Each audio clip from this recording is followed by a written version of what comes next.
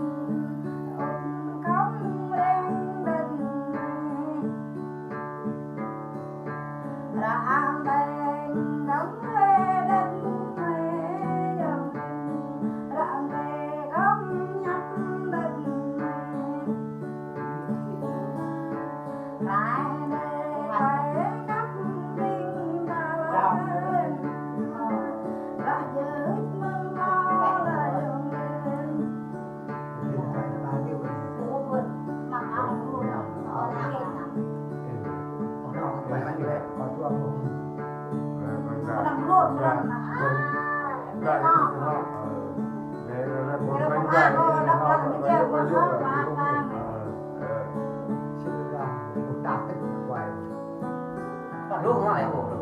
ลูกก็ทำไงการนี่จะการนี่นะการนี่ได้นะนี่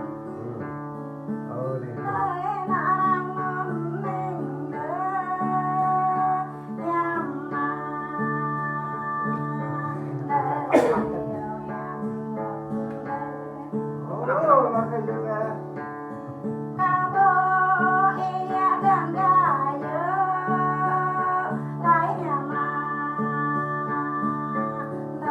Ghiền Mì Gõ để